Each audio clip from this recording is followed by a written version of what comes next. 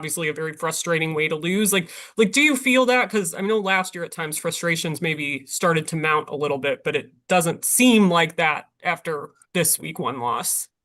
Yeah, I think with every, loss comes a bit of frustration. I think that's just the natural feel of it. But like the guy said, it is only game one, and the thing in the NFL, you got to move on quick. It's a long season, and luckily for us, we'll see these guys again whenever that time may be. But today we got to come and identify and correct. But when it's time to move on, you got to move on. Next, we go to Scott.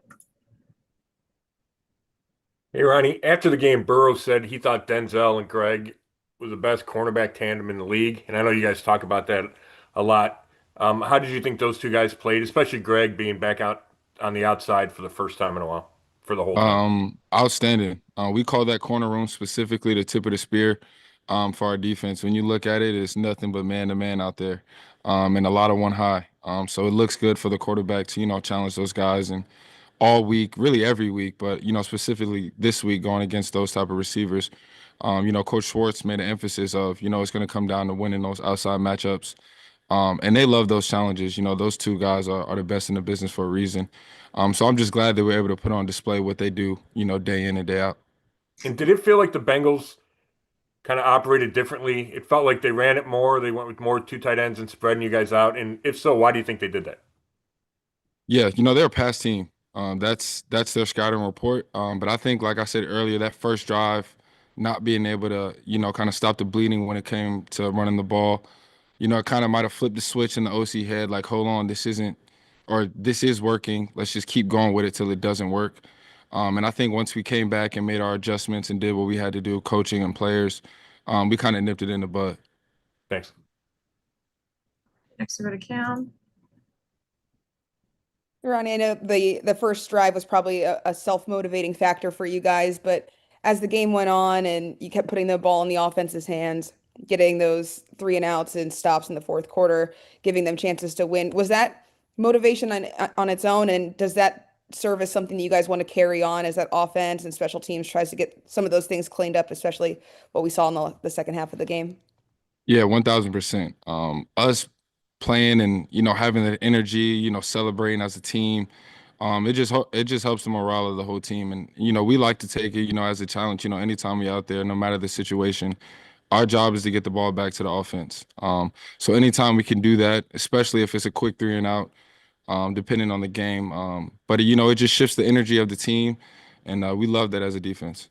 I don't think we've talked to you, over the summer. So for you, like coming into this week and moving through the season, what has your approach been to maybe have a leap this year, this season, and make as much of an impact as you can? I think mentally, first, being in the system with Coach Schwartz for 3 years now has allowed me to, kind of look at other things on a deeper level now instead of just, the initial what's my job, but what is my corner's job? What is my linebacker's job? How is he going to see this? Which call can, help him play faster? And just things like that, because at this level, talent kind of equates. It's more so the mental things that can give you an edge on, your opponent. Thanks, Ronnie. Yeah. All right, we'll go back to Mary Kay. Yeah, Ronnie, just wondering, people always talk about trying to get takeaways and increase takeaways, and I know that's a point of emphasis for you guys this year. But really, I mean, what can you do, and what are you doing personally to try to increase your ability to get that ball? I always say it's like a certain percentage of luck that goes involved, and then there's a certain percentage of just going out there and taking the ball out the air, because you can't call it on defense when you're going to get your opportunity. But in practice, no drop balls, catch extra passes on the jugs. Just any opportunity you get, try to seize it because, like you said, or like I said, a little bit being luck, you can't really control when that moment's going to come. But you want to be able to seize the moment when it does come. Thank you. Hmm.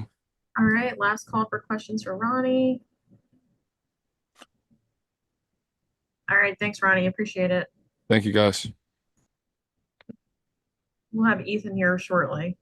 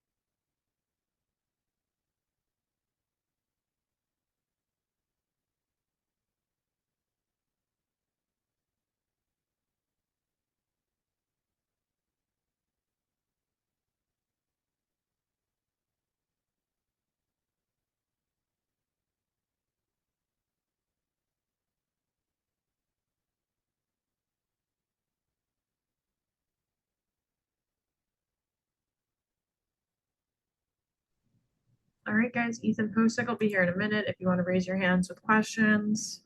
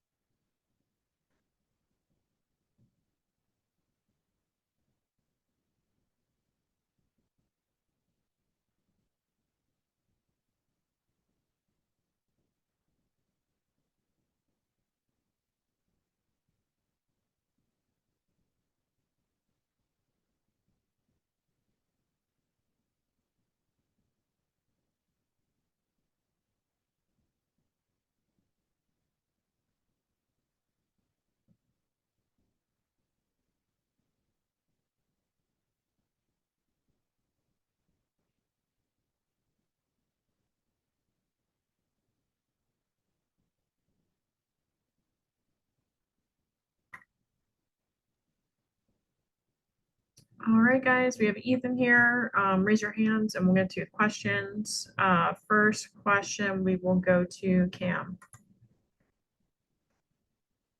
Ethan, I know you guys obviously you can't predict injury and but you guys have been through it before. So when Jack goes out and Cornelius Lucas comes in, what did you see from him coming in there? And then how much is depth really maybe preached to you guys in practice, especially for some of the guys looking to be ready for if their number's called? Yeah, I thought he did a great job. Being in the number two role in the NFL is hard sometimes because you don't get all the reps during the week. And I thought without him getting a lot of reps, even if he did, he did amazing. But without him getting all those reps, he did great. So I just thought, he stepped up to the plate. He's a veteran and he did a great job. And we talk about the offensive line is like one big unit and you guys move together. So how difficult is it though to step in? You guys have learned how to do it, but how difficult does that really become?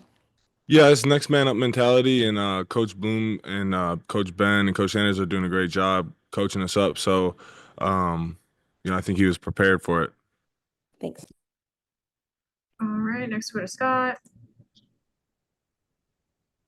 Hey, Ethan, what did you think the issues were with the run game yesterday?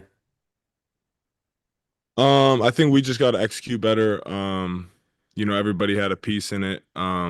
So, you got to learn from the mistakes and then move forward. And I think just owning your individual part in it and then get it corrected. And what did you see out of Quinshon when he was here in the offseason, and what kind of a boost can he provide when he's able to get back on the field, whether or not that's Sunday? Yeah, he looked amazing in the spring, and we're looking forward to it whenever he comes back. He's a great kid, and we're really looking forward to whenever he comes back. Thank you. All right, next go to Mary Kay. Yeah, Ethan, just wondering, did you get a chance to watch maybe the end of the Ravens-Bills game last night, or catch up to it today, or whatever the case may be? And if so, do you feel like when you guys head into Baltimore that you're going to meet up with a team that has an even greater heightened sense of urgency from what happened to them last night? Yeah, I saw the highlights and heard some about it. They're a great team. They're gonna come out ready, no matter what happened yesterday. So for us, we just gotta correct our mistakes and move forward. Thank you. All right, next go to Ashley. Hey, Ethan, along those lines, the fact that you guys start the year off with two AFC North opponents, how much of a test is this? And I mean, I guess the fact too, you have to have a pretty short memory, right, after yesterday to start getting ready for Baltimore. Yeah, we love the divisional games and we look forward to them. They're a lot of fun, super chippy. And that's how, every team in this division loves those games. So we look forward to it and we like them. And then just how did you think about DeWand and his performance yesterday? And obviously that was a tough matchup with how much Trey lined up across from him. Yeah, Dwan's been doing great, just growing as a player and learning and everything. And switching sides in the NFL is not easy. That's something that like a lot of people think is kind of like Madden, where you could just like put a right tackle at left tackle, but it's not the case. And it takes some time. And but I think he's so open to learning and getting better that that's helping him. All right, we'll go back to Cam.